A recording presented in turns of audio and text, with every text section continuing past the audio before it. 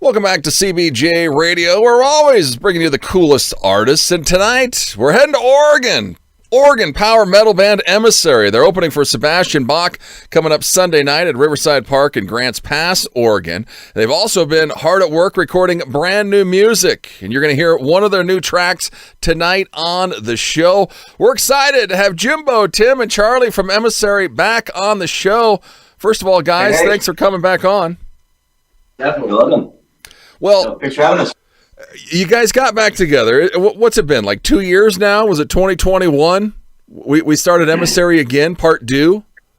Yep.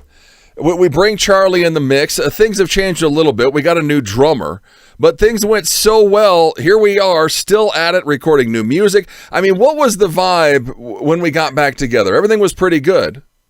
Yeah, it was really exciting to be able to kind of, they say you can't go home again, but, with us, we kind of did. I think we always just had that feeling that we had unfinished business. Thanks to the grunge years, it kind of pushed us out of the market and there really wasn't anything for us to do. We all did, different bands. I met Charlie on tour in New York and he was in another band. I was in another band.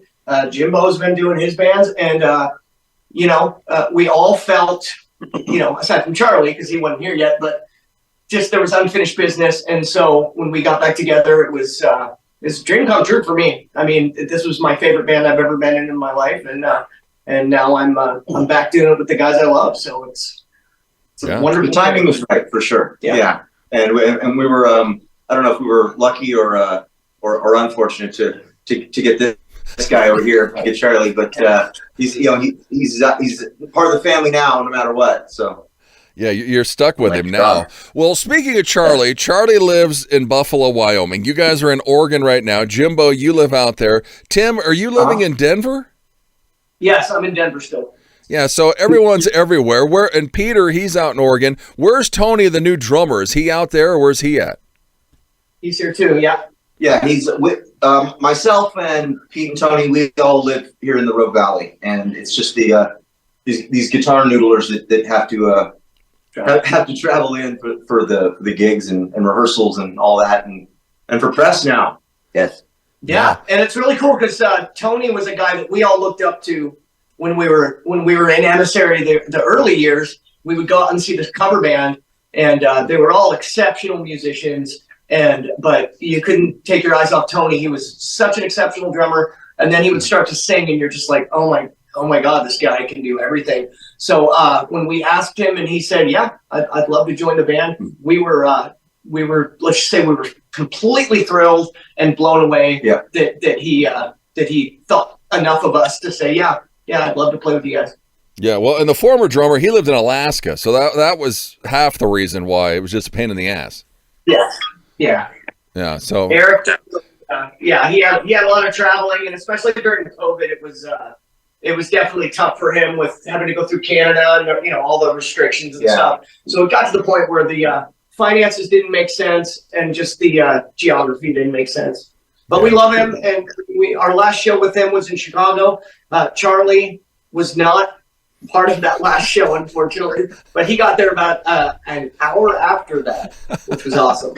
But we all got to hang out that last couple nights with Eric, and we saw Riot the next day. And Riot the next day. Wow, I was behind bar step, and I'll tell you that story when they're not on camera.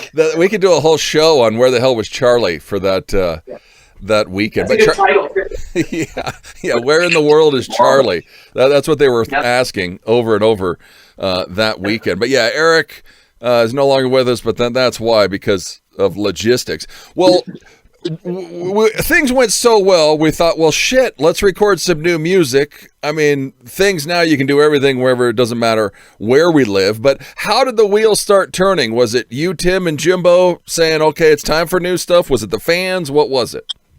I would say, we started writing this song and another song for the last album, and we were going to just add a couple new tracks, and then we decided, let's just keep it all the old Emissary stuff and all the old ideas and make I call it our Master of Puppets, 4 songs on each side if you're thinking vinyl, And we just wanted short and sweet, where you maybe where you can digest it, not too much stuff going on. And then during that time, I was still working on some new stuff. So then I wrote all the music, put it all together, sent it to Jim. He put his vocals on there. It went through a couple different incarnations of titles and lyric ideas and stuff. And then we came up with the Crystal Witch, which is pretty cool. If you read the lyrics, and it's not necessarily about a witch, but it's about addiction and about struggles. Yeah, the sorcery and the witchcraft of drug addiction, and we've got a lot of tunes in the works for the next record, and Charlie's even got some material that he's written that we're putting on there. Pretty excited about that. Definitely. Yeah, because when I talked to Charlie a couple of weeks ago, he was working with somebody around here to record some of his stuff or to help him out. So, I mean, how did that work? Were you doing everything, Tim, or who was recording the album? Well, I was doing all my guitar parts and a couple other little part, some synths and keyboard stuff just to get all the sounds right. And then we send all of our stems over to Doug Hill, who produced the last album, The Wretched Masquerade, and Jim lives here with him. So if they need to get some actual FaceTime, they can do so. But I just send all my stuff, and then Tony sends me the drums, and then I do little bits of cleanup and edit. Not that I need to with Tony, but make sure everything fits perfect on with the guitar parts I wrote. And then Jim does his vocals here. Charlie did his stuff in Wyoming, In Buffalo. sends them out, and then and then Pete does his stuff over at Jimbo's house. So then we get them all to Doug, and Doug does his magic and then sends it off to the master. You wouldn't know it when you hear it. I mean, it sounds like we're all playing in the same room. And and Charlie sent his solo in and recorded it himself. Everybody recorded at our own studios and put it all together, and pretty happy with the result. Definitely. Yeah, no, it sounds great. You're going to hear the Crystal Witch coming up here real soon. You mentioned Buffalo, Wyoming. That's where Charlie lives. We played a show there. It seems like it's been longer than a year, but it was just May of last year you guys were in Buffalo. May 7th. Yep. May 7th. That's a good memory. It's my birthday. So. That's right.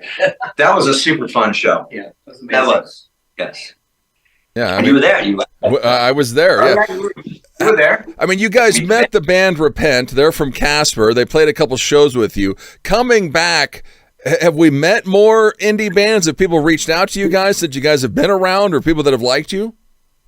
Oh yeah, tons of bands in the scene. It seems like it's always surprising to us how many people know about us now. Yeah. It's a different world than it was before. I mean, you don't have to rely on radio airplay and all that. You can just put your album up on the internet, and next thing you know, we're getting messages from kids in Brazil and Mexico and Estonia, and we've got an offer to do some stuff with a magazine in the Ukraine at the end of the year. So a lot of people will come up, and people we've never met before, people we don't know, we've never seen in real life, and they're out in the crowd and they're singing along with every song. And other bands will hit us up and ask to play shows, and all the bands we played with have been fantastic. Definitely. Yeah, because this show with Sebastian Bach on Sunday is this your 30th anniversary show? Basically, it is. It's 30 years since me and this guy started writing music. Yeah. And, so technically it is. It sounds disgusting to say that, but also it sounds beautiful to say that. Exactly. It sounds disgusting to you guys because like, holy shit, it's been 30 years, but it sounds amazing to everybody else that, holy shit, you guys have been together kind of off and on for 30 years and still rocking. So that's pretty damn impressive. We're chatting with the three guys from Emissary. Go check them out. The original Emissary. They're on Facebook, Instagram. They're opening for Sebastian Bach this Sunday night in Oregon. The Crystal Witch is out today. We're going to play it for you coming up at the end of the interview. Well, Tim and Charlie, you guys just celebrated birthdays. We did. Yeah. Who's older, can we say? Well, No. we can say that. There's the answer right there, Charlie. And it's super confusing because I just turned 29, so I don't understand this So 30-year anniversary thing that these guys are talking I don't about. know either. I had multiple years experience being 29. Right? Yeah. Yeah, exactly. Well, Tim, are we still doing cover bands? Are we still doing stuff on the side? Yeah, I'm in an Offspring tribute, and I'm in a Jane's Addiction tribute where I'm the singer of those two, and then I am in a new Linkin Park tribute that's just starting out, and doing the tribute scene in Denver is pretty big. So we just played a show last Saturday night for 800 people, and the night before was for about 200 people. So it's still fun. I get to get up on stage as much as possible, and yeah, so I'm having a great time still doing that. Yeah, that's the Oriental, right? Yep. Yeah, the cover band scene in Denver, it's its own beast in Denver. It's crazy how people love it. Yeah. And Jimbo, the Silent Storm, is there anything with Silent Storm right now? No, that is just far away on a back burner, and I would say, like I might resurrect it again someday, but my focus is 100% on Emissary right now. I mean, this is too good to not just put all my efforts into, with especially with Charlie in the band. It's it's one of those things where it's like, well, got to take advantage of the good stuff. Yeah. Thank you. For sure. Peter, the bass player, I think he's at work, but his wife, do we have an update on his wife? Because wasn't he going in for surgery? She did something to her hand. Do we know anything? She had surgery, so I did text her last night on Facebook. I talked to her a little bit. She's uncomfortable. She's in pain. Basically, I guess they have to do surgery and basically re-break the wrist. And she's not a happy camper, but they got some rods in there. She's going to get hopefully full motion again when it heals, and it's healing now. And she's in good spirits. I talked to her. She's goofing and joking around. She laughs at my stupid jokes. And yeah, she's as good as can be. Her name is Stacy, and she'll be at the show. And she will be at the show. And I'm going to make her carry all the equipment. And, it's not slowing her down. She will be at the show. Charlie, we got to talk about the Jets for a minute, because you've probably taken shit about the Jets for years. Now you have Aaron Rodgers. Are we feeling good? Or have we ordered an Aaron Rodgers jersey? What's going on? So Aaron Rodgers is not going to wear number 12. He denied it. Joe Namath offered it to let him borrow it. If we didn't get Aaron Rodgers this year, I was going to roll Joe Namath out on a fucking wheelchair to do something. And, hopefully, yeah, I think we're looking good this year. I think defense is absolutely dynamite, and we have some weapons on offense that are going to blow people's mind. I'm expecting big things this year. I think they're going to look good. Yeah. Did we bring the green guitar? What did we bring for the show? So all my guitars are green, all the ones I use. I have 5. Well, I have 4 that I use, and I'm in the process of building one. We're gonna display it next year, first time. But yeah, they're all green. So I painted the original one when I was about 9 years old, because that's what you do when you're 9. You paint your guitar with Benjamin Moore, paint, and then later on, then you learn how to spray paint with the tape, and then after that, kind of get the wood finished with the what's it called when you see through the wood? Give me a word. I need a big word here. Transparent. Yeah, so you got this big word. Wait a sec. Transparent is a big word. It's 3 syllables. It's like he just met me today. No. This is why Charlie's not writing the lyrics to the songs. I never wrote a lyric in my life. I think that started your paint career, though, Charlie, is when you first stared painting your guitar. It was a foreshadow. I never thought of that. So I do have a guitar I'm using. Number 1 which I retired about 10 years ago. I don't know why. I brought it out like last year, and it's fitting like a glove, and it sounds dynamite. It looks dynamite. It sounds dynamite. It looks like it's been under Lake DeSmith for the last decade. It doesn't look cosmetics. I don't care much about cosmetics. It's performance, and it's got all the ingredients to get gas. Yeah. And it's a hot rod when it comes to guitars. As long as it sounds good, that's all that matters. We're talking with Tim, Jimbo, and Charlie from the original Emissary. Go and check them out there on Facebook, Instagram. They're opening Sunday night for Sebastian Bach. Where's this Riverside at Grants Pass? Have we been there, Jimbo? What's the place look like? Yep, it's the same place we played last year with Stephen Piercy. We played the Boatneck Festival the year before that with Tesla. That was at a slightly different location because it was Fairgrounds. Yeah, it was the Fairgrounds. It was quite a bit bigger stage. But yeah, this is where they have the Boatneck Festival every year. I've played it a few times with a couple other bands, and it's always a blast. Yeah, nice. Sebastian Bach, how did we land this? Did they reach out to you? Did you guys reach out to them? What happened? the promoter's friends with us, and it's good to have friends in the business. And I think that we've proven ourselves enough that when the offer came through, he saw Skid Row or Sebastian Bach, Skid Row, and of course I'm sure he went, okay, I know the right guys for this. I know the right fit. And a lot of people locally have been saying, there's in certain circles there's more talk about Emissary playing the show than Sebastian Bach, and which is surprising. But I feel good news. Yeah, It's pretty cool. he's great, and I think it's gonna be an excellent show. Yeah, they got a good local band to help boost the numbers for Sebastian for the gig. He was doing the Slave to the Grind tour. Do we know what is he still doing that, or do we know what he's up to? I think he's just doing a collective group of Skid Row songs. I don't think he's doing the Slave anymore, because I saw some of the set list about a week ago, and he's just mixing it all up, all the albums. Okay. And then what was Emissary going to throw at him? Is they giving you an hour? How much time do we have? We got a half hour. Yeah. We're only doing 6 songs, keeping it tight. Debuting the Crystal Witch live in front of people. It's sounded pretty good, and we got a popular cover tune that we're closing with that I think is going to get everybody riled up. Something that we played last year as well at Medford Metal Fest. And then we're playing Silent Treatment, Ruler of Defiance, Crash and Burn, and Hypochondriac. Nice. The All on the hits. first album. Yeah, so the Emissary hits, that's for sure. The Crystal Witch, let's talk about the song. You guys mentioned it a little bit. It's not about a witch when you dig into it. The beginning, though, the 2 guitars going back and forth, where did we come up with that, or how did we come up with that?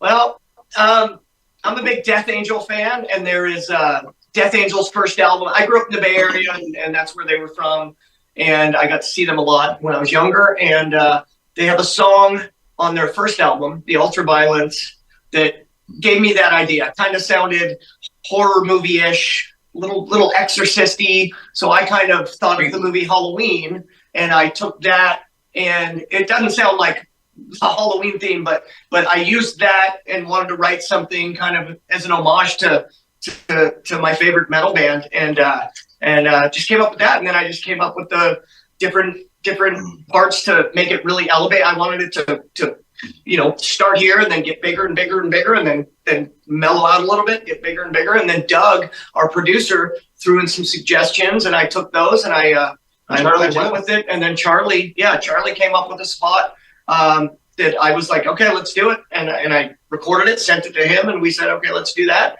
And with it all together, Charlie came up with the exact solo that fits perfect. And then he's got a little melodic part in the middle too. He wrote some cool bass stuff for it too. So this was fun to finally have a song that all of us collectively put our stamp on. And it's exciting to have a guitar player like Charlie, because I've never had that kind of a person in Emissary with me before. So now it's just wide open, all the things we can do. And I wanted it to be a little more technical, just because I'm a better player than I was back, when we started the band, and I know a little more.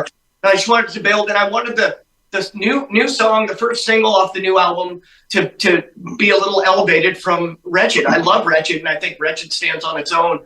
But I wanted people to say, okay, this is a great follow-up, as opposed to, okay, they just did the same thing they did on the last album. It doesn't sound like, it doesn't sound like it belongs on the first record, but it still sounds like Emissary. It sounds like Emissary. I heard yesterday that once you get Jim's vocals on any cut that we do, it's going to sound like Emissary. So. And everybody sings. I mean, except for Charlie. Charlie won't sing. We can't get into can't put a microphone in front of him. But everybody else, you can hear everybody's voices in the backing vocals, and with Tony's drum parts and everybody putting their heads together. This really came together and is a true Emissary track. Yeah, definitely. But we want to keep our audience. That's why I don't sing. I haven't had a microphone in front of me in 40 years. That's true. He doesn't own a microphone. So, there's a reason I for own that. one. I just don't use it. Well, and Jimbo, on your vocals, you mix it up like 3/4 of the way through the track. Uh-huh. Was that Yeah, you? Was that Doug or what? yeah, I mean, that was some of our ideas and some of Doug's ideas. We got some like backwards reverb in there, and you know, like where the vocals kind of fade in. And I showed Doug examples of some other songs and said, this sound, this thing right here, this is what we want for this spot, and went through a few drafts and ended up with what's on there now. And I think it sounds pretty great. Yeah, we're excited. We wanted big vocals. We definitely wanted the not that we sound like Def Leppard, but you know, Def Leppard's known for having those great big walls of backing vocals, and we just wanted to elevate it. We just wanted it to be elevated and show people what we can do. There's a huge wall of vocals in this cut, which it's absolutely dynamite. I just love the cut. I love the song. I think it's gonna do well for us. It's really these two guys. They threw it together. They made it happen. The song is great. You're going to hear it here in just a second. Sunday night, is Charlie wearing a thong? We got something crazy planned. What's happening? I will be wearing my pink thong with my pink matching diamond tiara that night. It's going to be a great. I'm going to. There should be a joke in here somewhere. I just can't think of it right now. I'm just waking up. Here's the joke. I mean, I actually probably really am going to be wearing a thong underneath my spandex. I didn't need to know that. Yeah, because hauling gear yesterday, bringing in the PA system, let everybody know I have a hernia. Oh, geez. I didn't know that. Yeah, Charlie didn't know. He's going to be singing a cappella. So yeah, so after this interview, we gotta go and get me a girdle diaper, I guess, something to hold everything in, because that's not comfortable. But you know, ouch! I didn't know that. Yeah, the show must go on. Oh Jesus, Jim, that doesn't sound good. Yeah, don't scream too loud. Something might pop. Well, that's the thing I was saying that on the way here to Tim. I was like, you know, I've got a handful of pretty high screams that I'm doing in this set, and and I'm just waiting for that moment for that to hit and bubble out. It's gonna be awesome. Yeah, go and see him Sunday night and make sure Jimbo survives opening up for Sebastian Bach at Riverside Park in Grants Pass. New music's coming. Go and follow them. Check them out. The Original Emissary. They're on Facebook, Instagram. Here is their brand new single called The Crystal Witch. Guys, thanks so much. Have a great time Sunday night. Thanks, Jeff. It's CBJRadio.com. Awesome. Awesome.